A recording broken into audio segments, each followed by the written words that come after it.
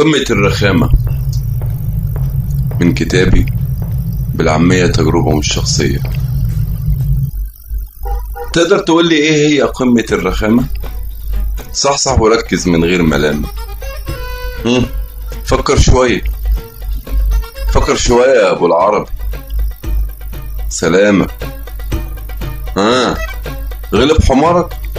طب بالسلامة. اصل الرخامة ليها ناسها، فبص يلا على الرخامة. بص يلا على الرخامة. تعمل ايه لما يجيلك في مرضيف ظريف لطيف خفيف عفيف شفاف نظيف بس لعيب حريف؟ طبعا لازم تستقبله بالترحاب بكل بساطة. لما تكتشف حجم اللي فيه من بلاطة، يعدي يوم ماشي، يومين اوكي،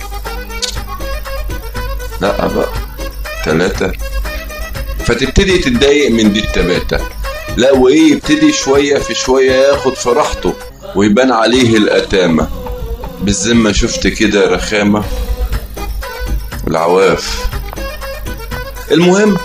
المهم ضيفتنا اتمشت في حارتنا وبالبيجامة، قعدت توقع في بعضها حتتنا بابتسامة، وعشان الجهل وحل زي الظلامة عرفت تخلي خالي ابو عبد الله بن عمامة اللي بنقول عليه بتاع ربنا وبيعالج بالحجامة يكبر دماغه ويقضيها في العوامة، في عز ما هي جنبه عاملة 100 دوامة.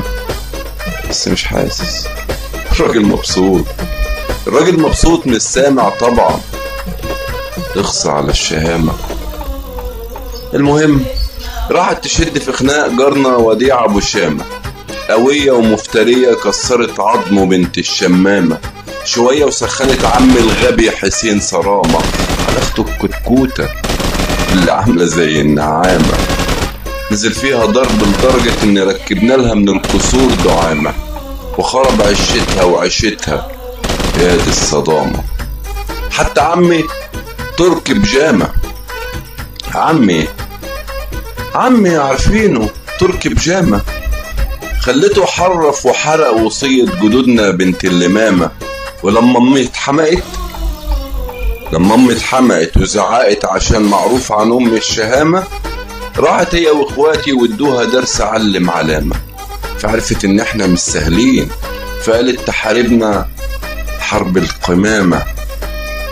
لا وهي متحمية وعاملة فيها أجنبية، ترد دايما عليا سترو باما يا بنت الشمامة. وخالتي صبحت عندها خدامة، لبستها توب أحمر مرسوم عليه قمحة وحمامة، وقاعدة على قلبها لطلوط لحد ما تقوم القيامة. لا وتتشخط وتتنطط وتتأمر بكل أيامة. حتى أولاد خالتي تضربهم وتقول عاملين غمامة. ألف خسارة عليك يا أسامة. أعمامي وإخوالي كل شوية يتجمعوا بدون فايدة، عمرهم ما وصلوا لحل يعيد الكرامة. كل اللي وصلوا له نعمل اتفاق ما بيننا وبينها، ويسموه اتفاق سلمى يا سلام، زي ما رحنا زي ما جينا بالسلام. وعلى رأي المثل سلامة في خير وخير في سلامة. طب هي كانت فين عينيكي يا يمان لما دورت بإيديكي على الندامة الصدامة اللمامة؟ فالحق مش عليها، الحق على خالتي من البداية لما وافقت على الزيارة، كانت زيارة الندامة. والحق على أهلي برضو اللي اختفت فيهم الشهامة والكرامة. عرفت يا عم سلامة؟ عرفت ايه هي قمة الرخامة؟ هي دي بقى يا عم قمة الرخامة.